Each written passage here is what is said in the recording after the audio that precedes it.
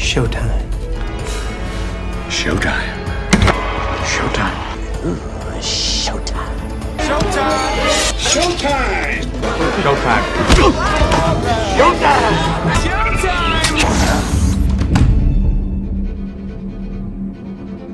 Showtime. Showtime. Ed Berliner, the fastest show in sports. Greetings, true believers. Welcome back into the fastest show in sports. I am your host. I am the ringleader, Ed Berliner. The gentleman with me, of course, is the over 50 white male who has more Taylor Swift memorabilia than any individual in the history of the planet. He's happy with it. He has it. He has all the albums. He's a Swiftie, ladies and gentlemen. Mike Wise on the show, of course. Hey, Swiftie. There you go. You've finally been on it. I'm sorry. I didn't mean to do it, but it had to be done eventually. Okay? None of that's true, but I do like her. I do. I do like Tate. I kind of dream of being in a press.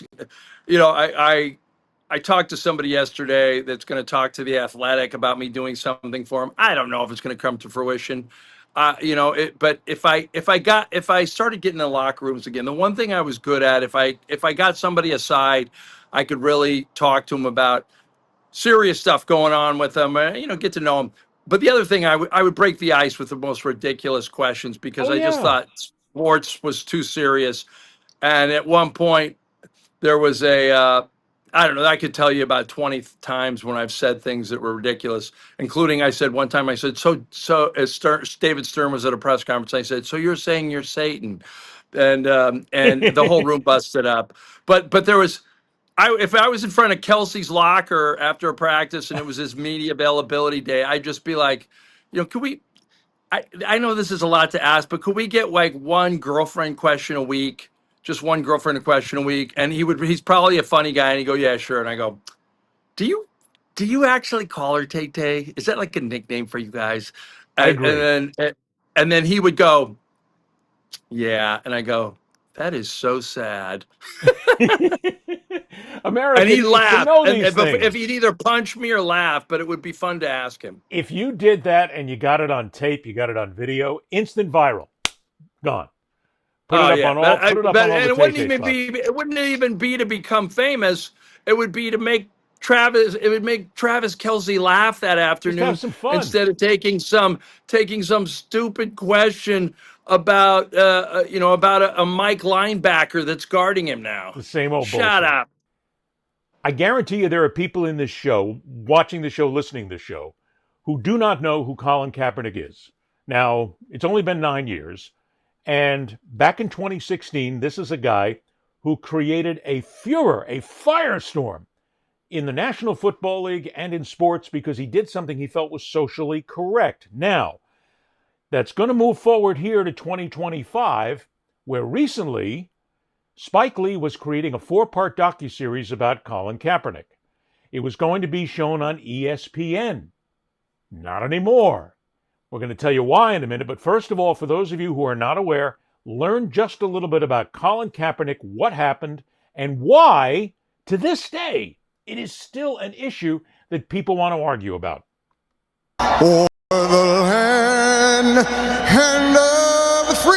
Overnight, San Francisco 49ers quarterback Colin Kaepernick refusing to stand during the national anthem again.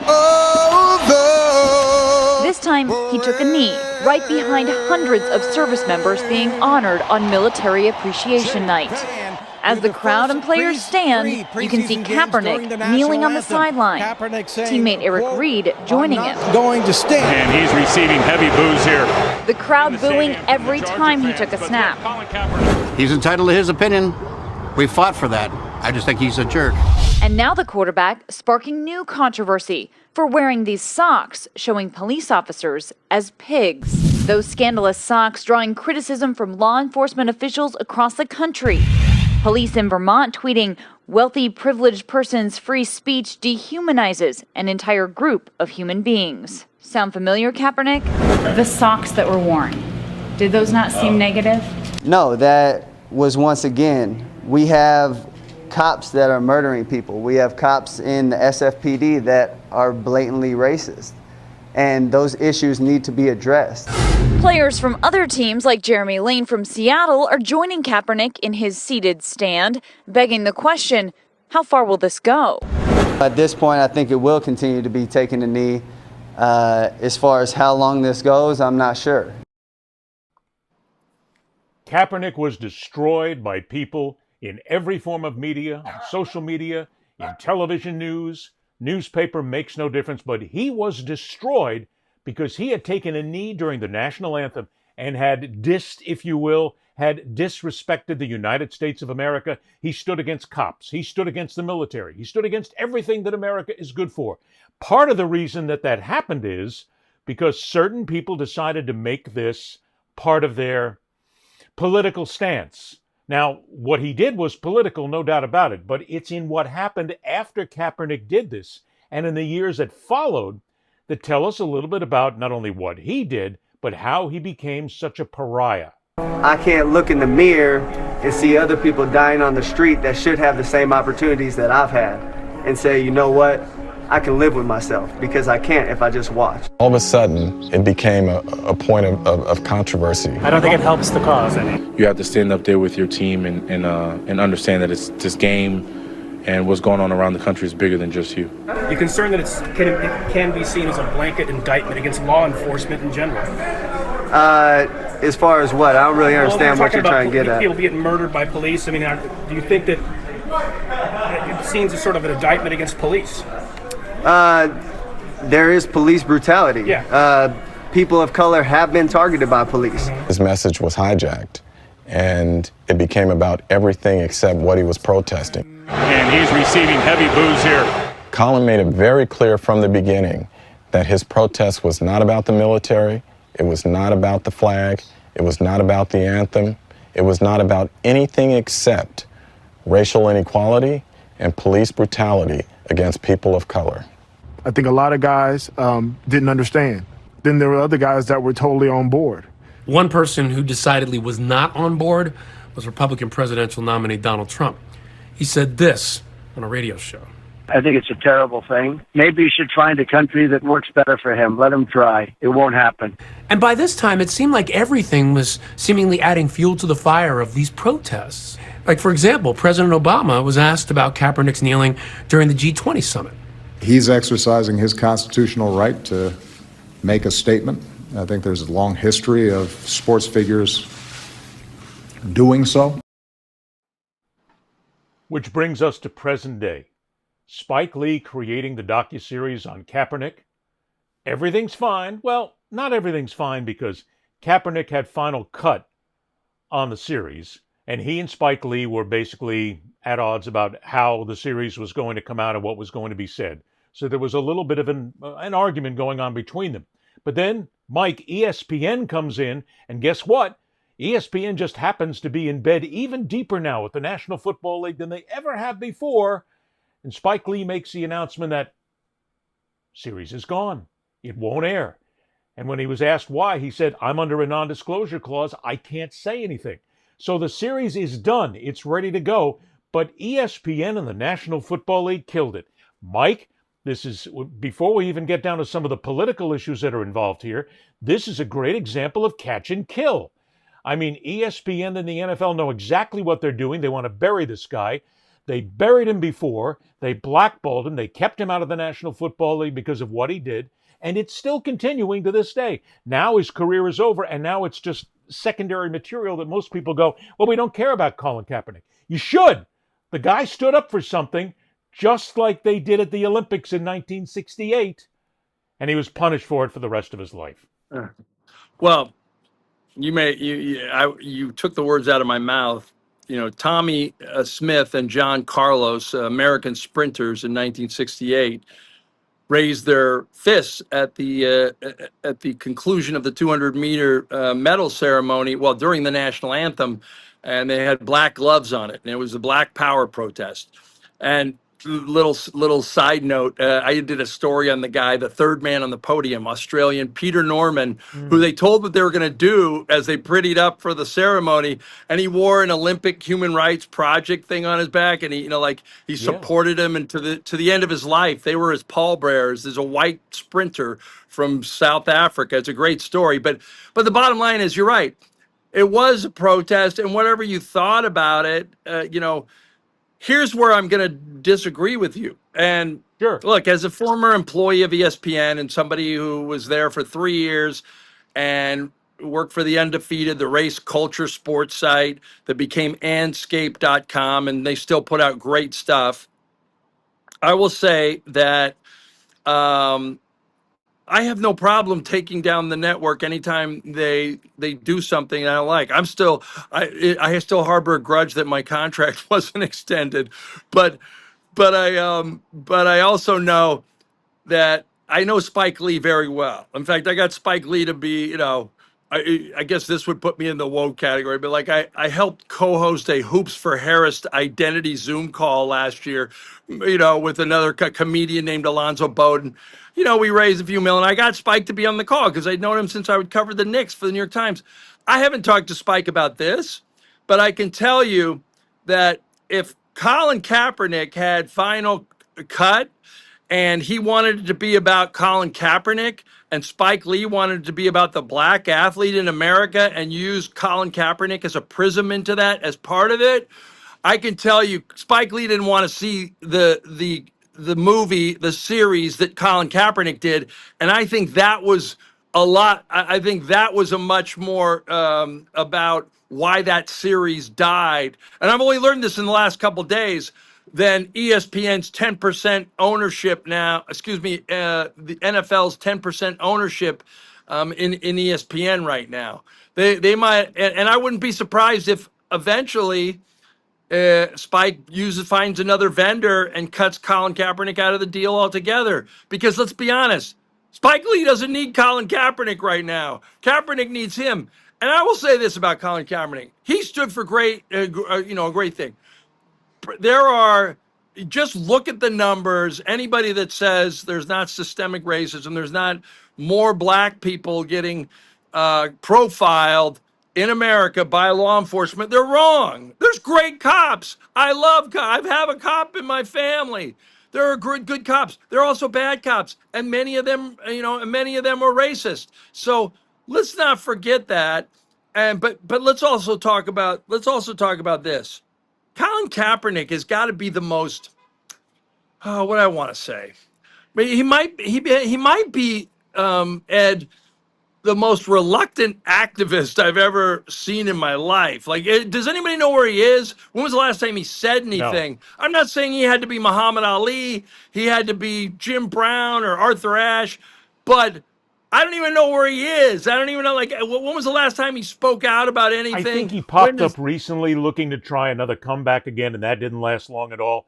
And I believe that he's involved in a number of charities. See, but I do believe he's involved in a number of charities that are based out of San Francisco in the Bay Area. Okay, that's good. But he does not, but you're right in one sense, he doesn't make a big deal out of it. Maybe Colin should use his celebrity.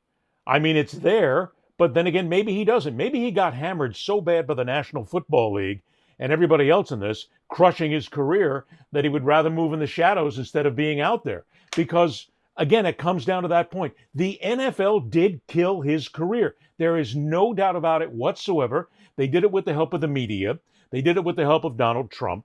They did it with the help of everybody who thought all of a sudden that this is a guy who is dissing the American anthem, when he was not actually doing that. He wasn't disrespecting the anthem. He wasn't disrespecting the military. None of it. And as a matter of fact, Barack Obama said it at that time. At that clip we played, he said, we fought for that. We did. Great. We fought for the ability for him to say that. He did it peacefully, quietly. He made his point. But thanks to the politics of the time, he became a pariah and destroyed his career. Maybe at this point he just wants to back off and do it in the background. Yeah, did he have his career destroyed or did he destroy it? I'll say that there was probably a little bit of both. He had opportunities to show up at a workout. He only wanted things on his terms. And didn't he reach a settlement with the NFL at some point? I believe he did. I believe Okay, he so did. if you But so it's if not enough. so if He you was a were so second if you round were draft pick. okay, good. If you were and good, I'm glad he got his money. He got $1 million for a Nike commercial when putting your finger in the air as a corporation and seeing which way the social winds were blowing. It was, you didn't go broke if you were woke. So Nike made the commercial and they became all of a sudden this, which I loved. I mean, that was my brand. I was woke before they even had a name. It was called caring about people that didn't look like you, Ed. It wasn't just being, it wasn't being liberal about everything. But here's the deal. Colin Kaepernick, if he was truly, if he's truly down with the cause, you take the NFL to trial. You get discovery. You find out emails that there was collusion, and not only do you make more money, but you make it clear legally, factually that the NFL did collude against you and your talent, and they just didn't want you were a polarizing figure like Yeah, Craig but you and I Hodges. know that that's nearly And impossible, Mike. You can say that and you can talk about that in a legal sense John to Gruden is prove doing it collusion. now. There's not enough people who do it, though. There's tons of collusion in the National Football League and other sports, and you know that the John, owners will pony up. The owners will shut up. Everybody will walk away from it. Nobody will want to say anything. You'll spend 10 years with Discovery, and you'll never really get to the bottom of it. They blackballed this well, guy.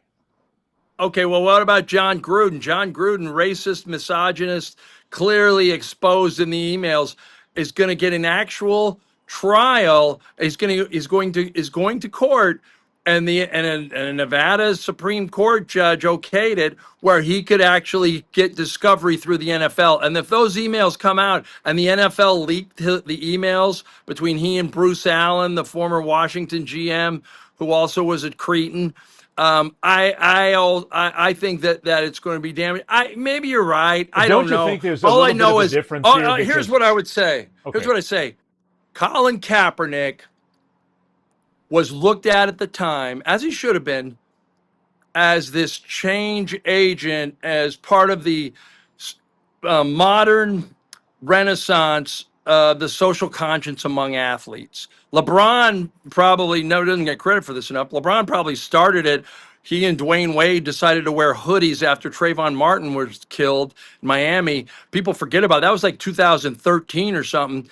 And that was a big deal. Like they were basically saying this law enforcement guy, George Zimmerman, he's wrong. We're supporting the black guy that would just happen to be in the neighborhood well, and remember paid for too, his George life with Zimmerman it. was not law So enforcement; he was so just a security guard.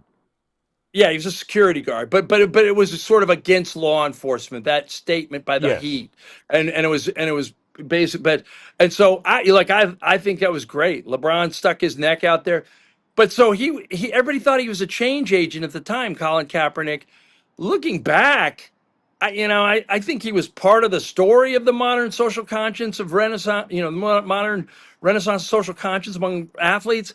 I don't think he was some seminal guy or some major No, he change had a agent about the platform. whole thing. He had a Yeah, he had a platform. He platform, had but a he but he national but he broadcast wastes platform on a National Football League team, and he but he knew. wasted. But now, like, what is he doing now? Like, to me, I don't know. The fact that he wants this to be all about him, it just Well, says but we so don't know. much We're about it to supposing me. that we don't know that he wants it to be all about him. Well, We're kind of guessing why this thing and I've why been he and I've been Spike Lee told went by at a it. couple. I've been told by a couple people that worked on the documentary that that's the case. Not Spike Lee. I haven't spoken to him, but I've at least two people who were interviewed for the documentary and have participated in its creation have said that that's what the main gist is about. Now, is it Then, if still that's the catch and case, kill? there's an entirely different discussion that goes on here. Because if that's the case, and he doesn't want to make it about the social issue, which he seemed to be so important about back in 2016, well, then we got a problem. But let's also remember that you and I are talking about people that we talk to here. We don't know. I don't want anybody to That's come out and true. say, you guys said that Colin Kaepernick is just doing it for himself. We said that's how it appears and how it might be, but we're not out here Well, making that's a what I blanket statement. Yeah, you're right. I haven't spoken to Colin Kaepernick or Spike Lee himself. I'd love I him to will answer say the that question. I believe, based on the conversations I have had with two Okay. people that had some creative powers in the documentary, and were both interviewed for it, by the way, that those people believe that this is and not Colin Kaepernick doesn't want it to be about social justice. He just wants Colin Kaepernick to be the man, so the main social justice component of the whole thing. And it's like anybody that looks at it from outside that studied this stuff for years. I mean, Muhammad Ali is still my hero, not just as a boxer, but as a civil rights guy. Anybody looks at it from outside, he's a small part of the picture. Colin Kaepernick is not the picture of athletes who put their neck out there and pay for their careers with it. But does this not He got lead? money. Yeah. He got money Does this not lead from though to Nike. another part of the Nobody conversation, was Mike? giving no. Go ahead. Sorry. That's okay. Does this not lead to another part of the conversation, which talks about how Colin Kaepernick made a statement, and he made a statement. He didn't make it against the military. He didn't make it against the American flag. He didn't make it against America. He was specifically targeting law enforcement. But because of people like Donald Trump and others, they came out and they made it that he was basically disrespecting America. And the public, Mike, there are people out there who fell for it. They ate this red meat like it was being served up with a salad, baby. They were all over it because here it is. And let's be honest here. This was a wealthy, this is how they saw him, a wealthy, black, entitled man who suddenly was speaking out against America when America gave you everything. Look what happened here. You're a black man making a big fortune in the National Football League. You should be proud of this country. He was proud of the country. He was pointing out something entirely different. At no time did Colin Kaepernick ever say that he was doing this against the military. At no time did he say he was doing this for a political reason. At no time did he say he was doing this against America. But Mike, there's that faction of people out there who just believe what they're told.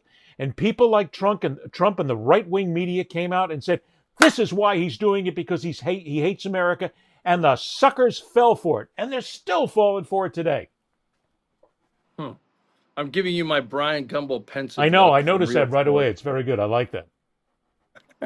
But am I right or wrong? I'm conflicted on this because I agree with you that mangling his message, using using him as a referendum and his kneeling against the anthem as a referendum on patriotism in America, which our current president and others did at the time, was wrong. And the whole stick to sports, damn it. Well, guess what? Mike Pence left a game in Indianapolis because somebody kneeled on the sideline for the Colts or somebody. See, and there it is. It's the same thing. We're going back 9 years to the Right. same bullshit all over again. And he just drags it up. And there's that portion of America that said, hey, did you see what Vance did? He left the game because some kid was out there pulling a Colin Kaepernick and he was kneeling against the anthem because he hates America and he hates veterans and he hates football. You people got to stop falling for it. You're not that stupid. Be smarter. Well, and it's funny. It's fun. It's fun. And like Colin Kaepernick did get it from all angles, including the black community, by the way. I have a friend who happens to be very famous, an athlete. We had lunch in Maryland at some casino called Maryland Live, and about 8 years, was it 8 years? About 7 years ago. And I go, what do you think about the whole Kaepernick thing? And he said, man, I don't like it. And I go, what? And I go, your politics real conservative? He goes, it's not that. He's not one of us. I go, what do you mean he's not one of you? He goes, he grew up with a white family and he was adopted and he didn't grow up like me. And I'm like, hold up. Like the guy identifies black. If you're half black, most people identify black. I'm not saying that you have to or you should, but when there is no such thing as DWW in America, driving while white. Okay, if it is, you get out of a ticket. DWB is driving while black in America. There are still people of of color who get pulled over because of their skin pigment, and that's wrong. And Colin Kaepernick was protesting some of that. That's fine. The part I don't like, Ed, the part I don't like is this notion that somehow everybody is still against him and we need to keep him down again. No, this is about Colin Kaepernick doesn't want this to be about the big picture of social injustice in America. He wants it to be about. I'm saying that. Yes. What are they going to do? Sue? Ed, you have money. I don't have any money. They can sue you. I live in the States. You live in Panama, big guy. You live where the money flows. So don't tell me that. That's true. We do have some laundering down here. Exactly. So that's where I'm probably thinking about bringing my fortune one of these days. Who the hell knows? But here we are continuing this years later. And if we want to bring it then into now, because there are some people out there who will say, oh, come on, Ed, you're just overreacting to all this. You're exaggerating a lot of this. No, it's not. And especially in sports, because people bought into the rhetoric and the propaganda about Colin Kaepernick, and he hated America, and he hated veterans, and he hated football, whatever you want to call it. They bought into it 9 years ago. Here we are in 2025, and we're still buying into it in another sport that claims it's all about being woke. If you're woke, we're out of here. Look, we talked about this once before, where there's a male cheerleaders of the Minnesota Vikings, and people threatening to lose their season tickets, which of course is bullshit. They'll never get rid of them. We talked about that. But now you have another sport in America that has a lot of so-called woke involved, and the fans are screaming about it. Coca-Cola 600 is underway. NASCAR officially joining the growing number of companies showing support for the LGBTQ community. This tweet posted on the first day of Pride Month, garnering millions of views and thousands of replies. The majority of comments coming from people saying they will no longer support the organization. So for all the fans that are leaving, I guarantee you there's just as many coming. One of those retweets came from Stephen Rhodes. The North Carolina native began racing at 8 years old and was the first openly gay NASCAR driver. To be expected, honestly. Just reading through some of the comments, I kept seeing things like blocked, the words bye, fan lost. And I've said for years and years that NASCAR, to be relevant again, that it was going to need to make some changes. NASCAR is not the first organization in recent weeks to experience a wave of online criticism. Target and Bud Light's parent company both facing boycotts following their publicized support for Pride. You almost have to make the assumption that someone is going to be outraged. We caught up with the president of a national consulting firm. He says more and more companies are feeling the pressure to take a stance on social or political issues. If a brand is switching from being exclusive and appealing to one group and now is trying to expand that, there are going to be consequences. It brings up that great question again, Mike. You're a NASCAR fan. You like the racing. Yep. You go to it. Yes, I do. You enjoy it. You buy the tickets. You buy the T-shirt, whatever it is. All right, Dan. And there's a gay driver. There's a female driver. There's a black driver. Hey, look, Bubba Wallace is taking a whole lot of crap right now. He's actually in the top 10. But because he is the black driver who is entitled and people are all over him and have been for years, they go after him just because, not because of his driving skill, which is obvious, but because he's black. We are still here. Wait a minute. What's the Wait problem? What's the only thing I like at the concern? races, Ed? The only thing I like at the races, Ed, are them French fry potatoes. All right, then. No, and by the way, I did not know Bubba Wallace was black. That's a white name, Bubba Wallace. Hell, I knew a Bubba from Shreveport, and he. Well, okay, all right. We made fun of our rednecks. Well, you know, it's funny. funny. We talked about NASCAR last week, and along social media, especially on TikTok, what we put up there on TikTok got lit up by a lot of people going, it's all just woke. NASCAR's got to stop being woke. Go to short tracks in Richmond. Stop using electric cars. Stop trying to change the environment. Stop worrying about female drivers. Don't go to Mexico City and stop worrying about Hispanic drivers. It's all racism and hate that they're pushing out there. And this goes out to everybody who saw this before.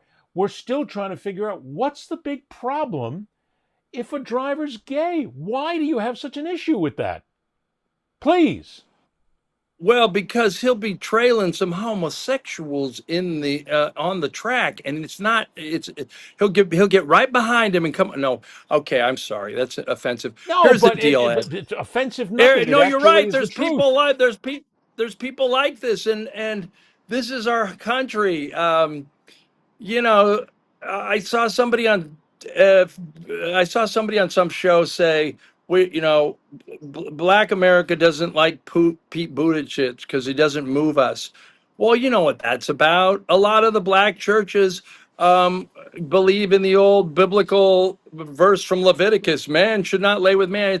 It's stupid. It's Old Testament bullshit, and it needs to stop because look, I don't know if I said this last week or the week before, but the whole notion of the whole notion of being gay is something that would bother me if my child came up to me. I don't know, Yeah, but I get it. and not because I wouldn't support those rights even harder, but the notion that he would be discriminated against, he would be bullied, and anybody that tells me that that people choose that lifestyle. Well, I don't know who would choose to be separated possibly from their family forever if they tell them that they're gay, because that's what you risk with a lot of families. I don't know anybody that would tell that to their boss who might immediately discriminate them based on their own beliefs. So I don't look. I think it's ridiculous. What I am really blown away by is in this environment, which I would call, this is almost a woke lash. There's so much that's been going on they're putting Confederate monuments back, Ed. Can you believe it? Anybody that tells me, any musclehead, right wing knucklehead that says, you are just a wussy for giving your kids a participation trophy. Is there any bigger and older and more useless participation trophy than a Confederate monument? You lost. It's lost. over. You lost. You finished second. And there were only two teams. So not shut only up. did you lose, but you're traitors. Because most you're of the people who were the traitors, and you generals for the lost. Confederacy went to West Right. Point. They went to military training in the United States. They were part of the United States. They turned against the U.S. Yeah. They are traitors. You want to build a That's the statue of biggest traitors? Confederate flags and statues are the biggest participation trophies in America, and they're sick and they're old and they need to be thrown away. But that said, go back to NASCAR. I'm surprised in this day and age that NASCAR is all in on this. I love it. I love it like I love the Vikings sticking with their male cheerleaders. And I'm still pissed that during that all-female boxing card in New York recently, with Katie Taylor, I think, and the other woman was just a tremendous fight. They should have had ring boys. They have ring girls at all the men's fights. Why not ring boys at the Chippendale dancers need more income? The only reason that anybody would get onto social media or any other form of media and look at these stories and say, boycott NASCAR, boycott NASCAR. The only reason you say that is because you don't like gay people. You're threatened by them. You're threatened by homosexuality or bisexualism, whatever it is. But you're threatened by it because it is not the macho man bullshit that you're used to with the guy with the big muscles and the shirt and the hat and everybody saying, come on, let's go swig a beer and we'll have 27 Marlboros while we do this. You know what I say to anybody? People come to grips with it. There's something wrong with you. It's not the sport. It's you. Don't keep buying into the nonsense that people are out there saying it's not right for a gay man or a lesbian female to be in NASCAR, or it's not right for a black man to be in NASCAR or any sport. Stop buying into it. You're smarter than that. We think you are. Guess what? There are a lot of muscular guys who are gym bros who happen to be gay. There's guys who play rugby competitively. Do you know the guy who helped bring down Flight 97 on 9/11? The guy who led the revolt against the terrorist pilots? Todd Beamer. Gay rugby player, Mark God, I was a Gardner. I want to say his last name. Was it Todd Beamer? Yes. Todd Beamer, I think, was the one who was one of them. There were several people who got but into this the cockpit. He said, let's roll. He was the guy. He happened to be gay. He saved hundreds and thousands of lives. He might have saved the U.S. Capitol from being hit. So shut up. Like, the whole thing about, it's one of those things where I don't know why we still get into there every time. And even my friend Chris Broussard is very religious, and I respect everybody's religion unless you use it to camouflage your bigotry. And when Jason Collins happens in most cases. Right. And when Jason Collins came out as the first sort of NBA player that actually was playing basketball still and come out as gay, the former forward for the New Jersey Nets, I think he played for a couple other teams. I thought it was a great moment because you're really risking your livelihood more than even Colin Kaepernick at that point. But there were people came out and said that this is wrong, and the big thing from the religious right, the evangelical Christian, was hate the sin, love the sinner. We'll love this person. Like, you know what I said, Ed, to this? And I even said it to Chris Broussard. I said, hate the bigotry, love the bigot. Anybody out there that is against the Pride Month at NASCAR, I don't hate you. I don't hate you. I don't hate you because you're a bigot. I hate the bigotry. It's a sickness and it's got to stop. The anti-gay homophobia has got to stop. And I don't say this because I have a trans nephew that I'm very proud of, and it was very hard for me to accept at first, not because of my religious beliefs, just because I grew up with a niece, and now he's a nephew, and I never, when he came out at 18, I didn't know what to do with that, even as liberal as I am. But the bottom line is, it's like, oh my God, like it's like the doctor who says, like the person who comes running in and says, doctor, do you treat homosexuals? And the doctor looks at the guy and says, I treat people. What's your problem? See, and Mike, you made a good point. The people who are against this, who talk about it, who put it on social media, we don't hate you. That isn't the point of this. We're trying to understand, and we're not only doing that, but we're trying to tell you that there is a better way to do this. This is not important. In the grand scheme of things that happen in life, we're all just people trying to get through it before we all croak and pass off. Yeah. We're trying to have a little fun when we do this. Stop letting yourself be led by the evangelical Christians, by the far right-wing Christian ethic that's out there, by the MAGA side of things, by Trump, by whatever. Look, I know you're fans. We get it. Whatever you want, and you're religious, whatever. But stop. It's not necessary. There's nothing wrong with a black man, a black female, anybody taking part in any sport whatsoever.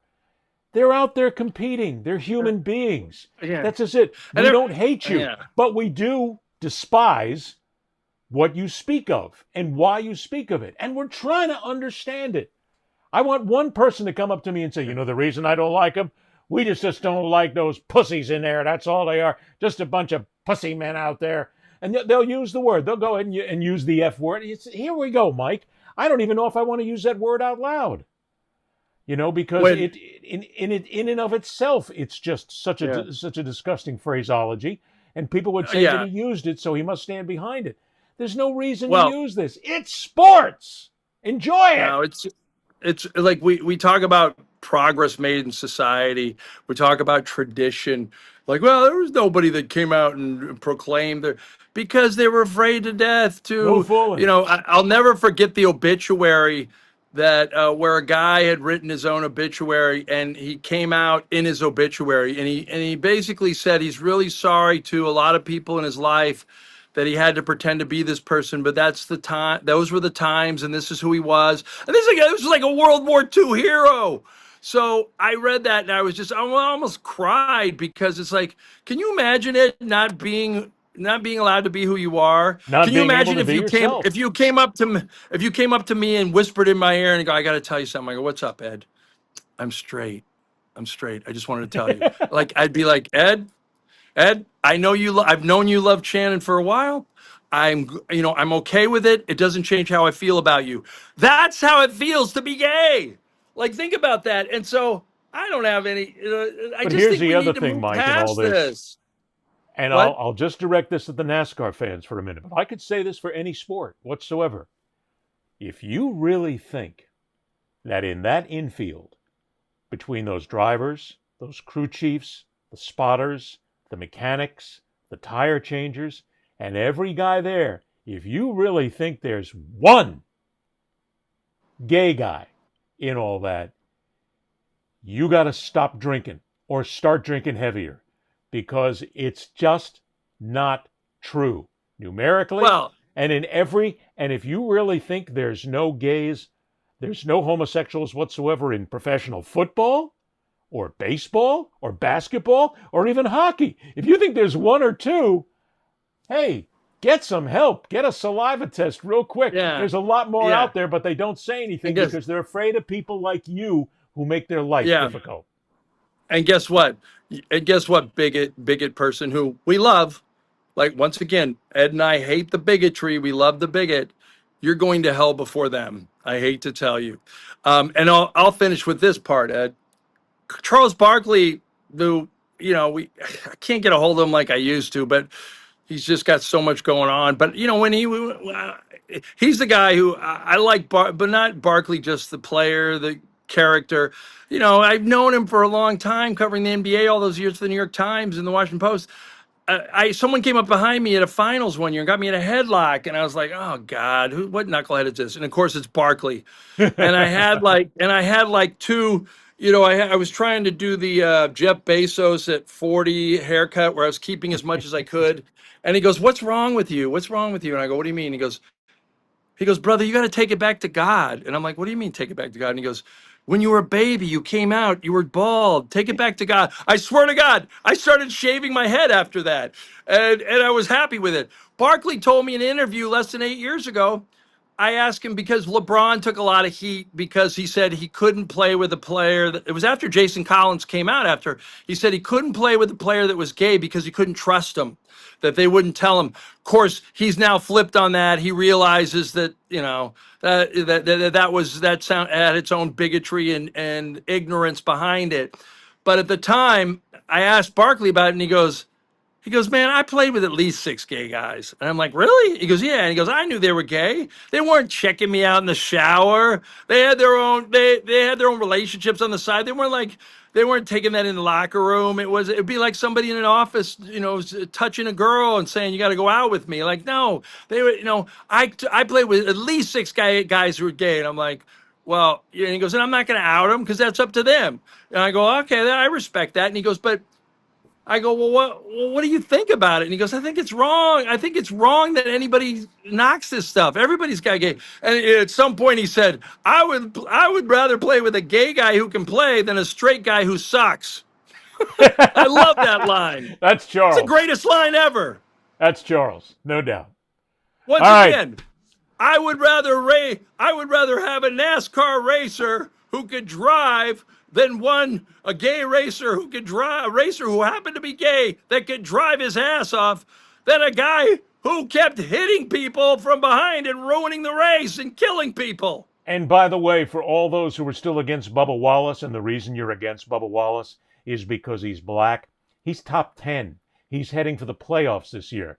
He's only got 1 win this season, but he's a hell of a driver, and he's doing real well. Enjoy the skill and the sport and the athleticism of the individual, and stop worrying about all the other bullshit. It's just not worth it. On to college football, because we have to make sure we get this in here this week, because it is another one of those things, Mike, I got to tell you, it's got me grinding my teeth when I hear all this. Wait, Ed. Okay, let's do that real quick, because I'd love to get to the woman's coach thing, but that's okay if we don't have time. Okay, well, we'll get. I'm going to tell everybody right now we're running a little late on time. So because Michigan is here, we'll get to that, but we'll get to the women's coach thing next week, okay?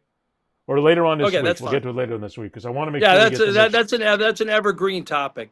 Yeah, it really is, and you'll hear it on Friday when the show comes out. Okay, Michigan busted by the NCAA And when this is all said and done, wait till we start talking a little bit about Jim Harbaugh and the fact that they just let this guy off the hook. The NCAA will fine Michigan more than $20 million and impose another game suspension for head coach Sharon Moore. Moore already had been suspended for 2 games this upcoming season and scheduled to come for weeks 3 and 4.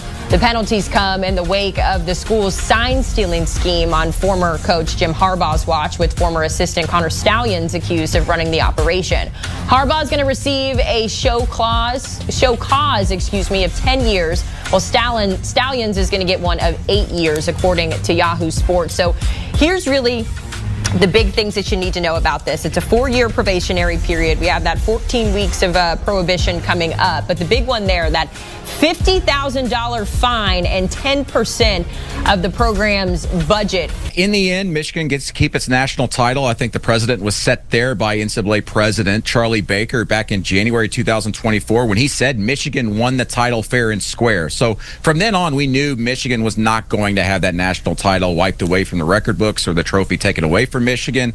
But the big thing here is that the NCAA is fining, pretty much giving a tax to Michigan for winning that national title and doing so by cheating through this sign-stealing scandal led by Connor Stallions. About $20 million, if not a little bit more in total when we put all of these financial structures in place. This also includes 2 years of postseason revenue from bowl games, which obviously Michigan doesn't have yet. They're just not going to get that revenue in the future. So in the end, it's just writing out a check pretty much for Michigan to the NCAA, and that's going to be their penalty from now on.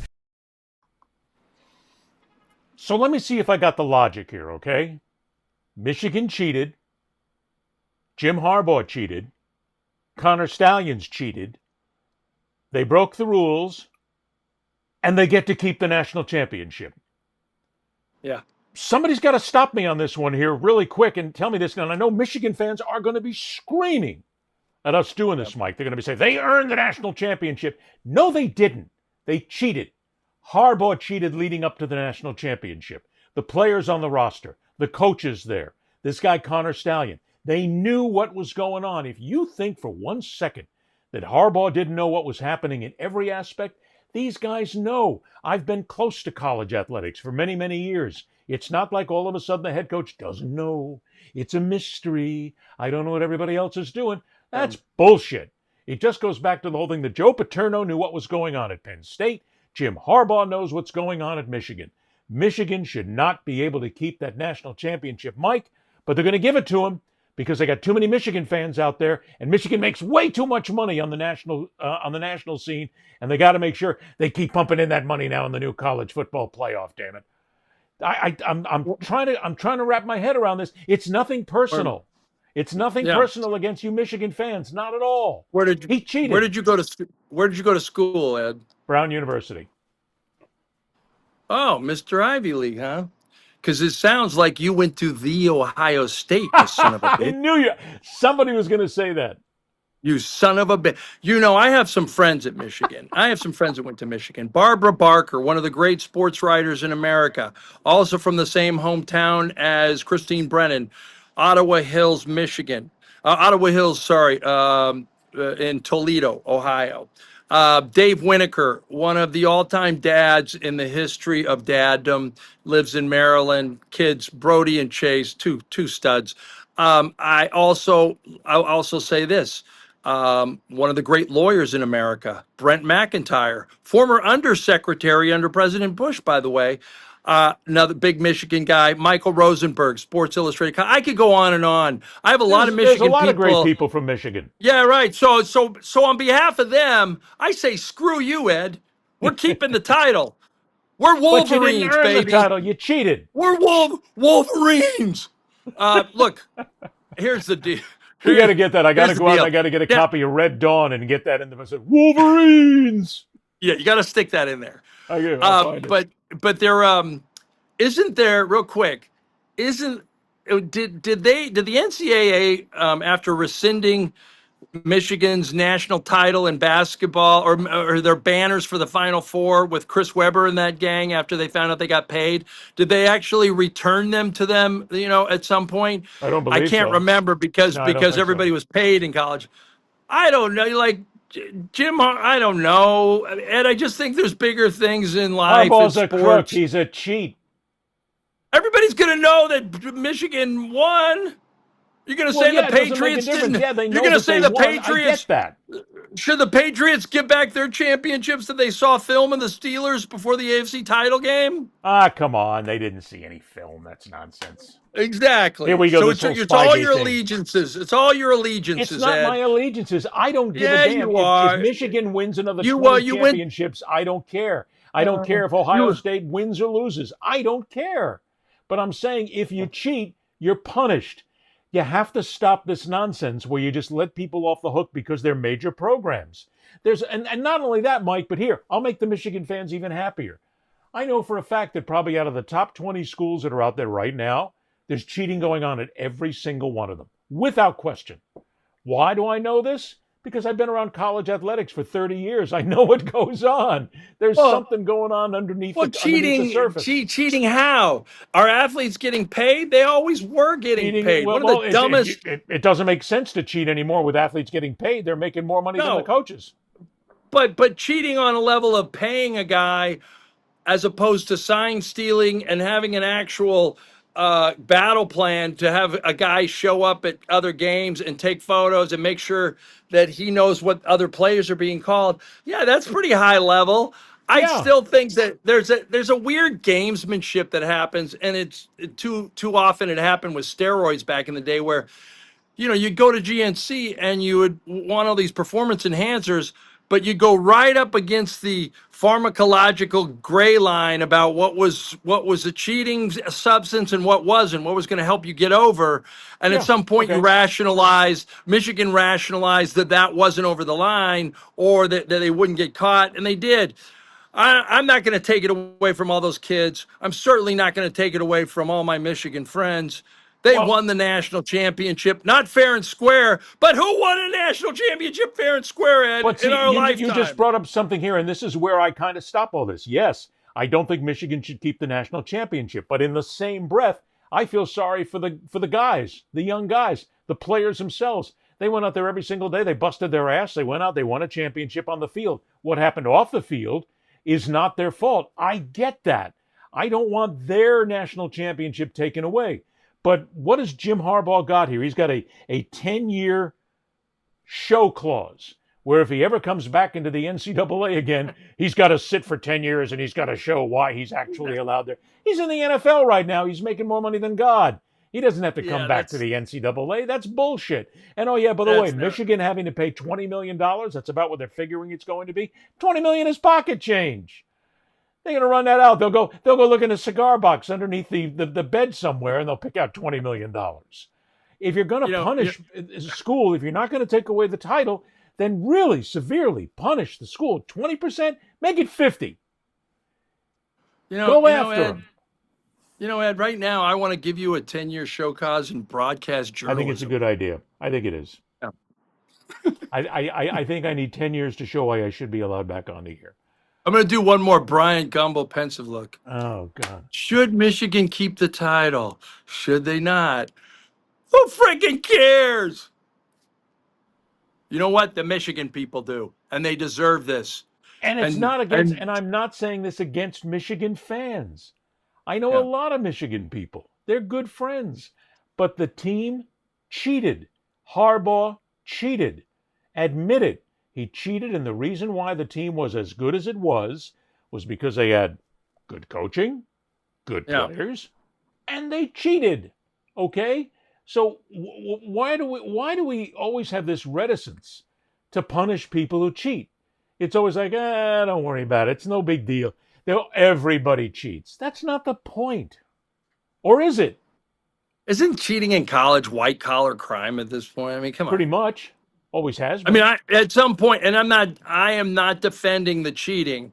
What I am saying is I remember seeing this big story when Chris Webber was found out, and the Fab Five got paid, and it mocked Mitch Albom, the famous sports writer, for his Fab Five book, and all these wonderful guys who were eating nothing and not getting any money from the jerseys.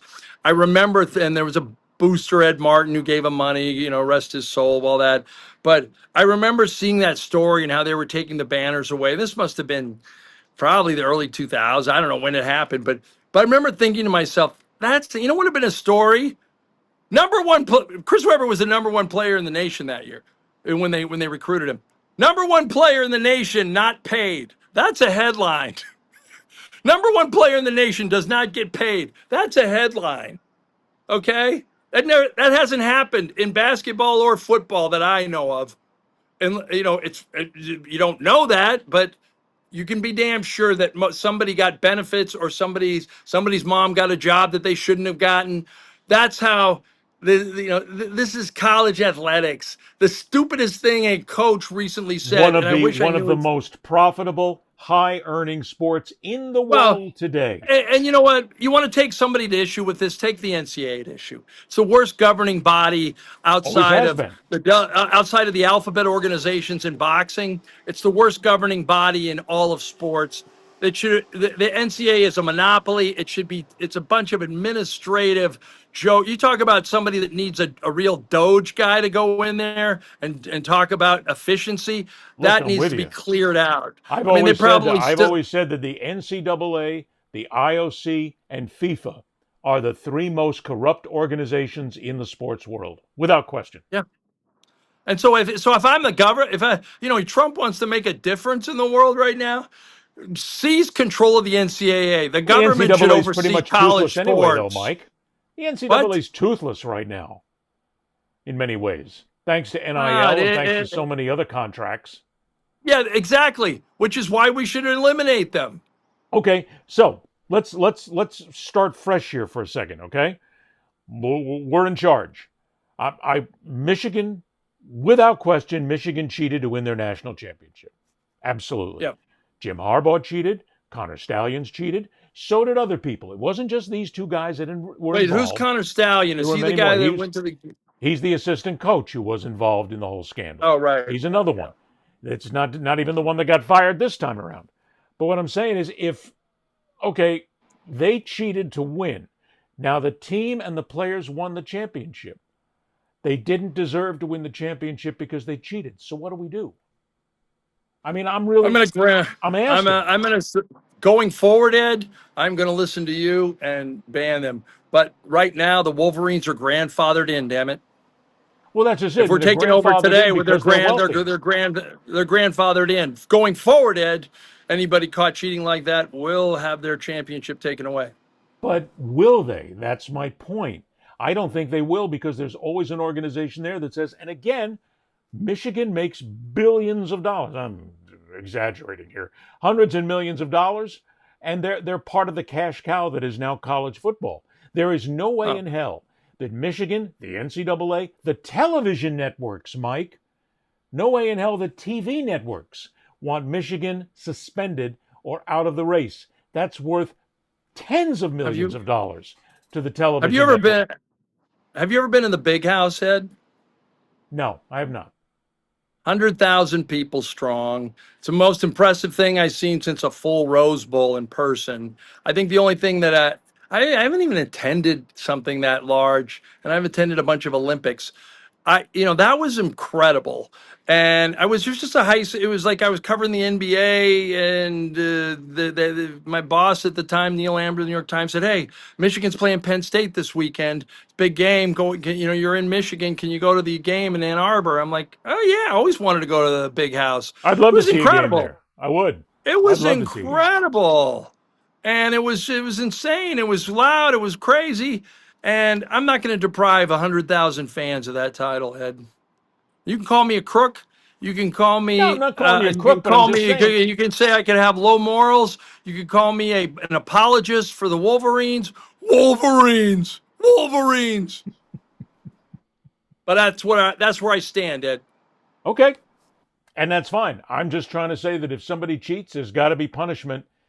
And having a multi-$100 million, billion-dollar program pay $20 million is nothing. Yep. They'll pay You're that right. and they'll walk away. You're right. And if it was the Ohio State, yeah, I would have taken their title away. And if it was... See, I was waiting for that to come in.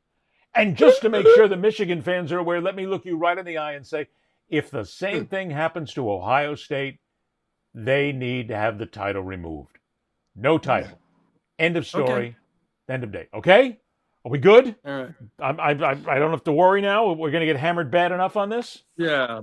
Yeah. But the ghost of Bo Schembechler is okay with that. Okay, good. And Woody, what was it? Woody Hayes, get him to push another player out of bounds when he comes from out of bounds. If you talk about ending your career, that's a great way to do it. It was a great way to end his career, and he never apologized for it. No. Reminder once again, you can catch us on YouTube at the Fastest Show in Sports. All the shows, all the bonuses, all the clips, everything. Go to the podcast wherever you get your podcast. Search out the Fastest Show in Sports. Subscribe, listen, download. And we'll have more of this excellent sports talk again. All right? You happy now? We got out of Michigan's bad graces here? Oh, see? Nacho and I would like to say goodbye to you from Panama today, Ed. Hi, Nacho. Oh, Nat! Sorry, my guy's on the floor. I can't bring him up, so there you go. Okay, all right. He's Nacho. He's Mike Wise. I'm Ed Berliner. Thanks for joining us, everybody. Until next time, right here on the Fastest Show in Sports. Rock on, true believers. See ya! That's all, folks.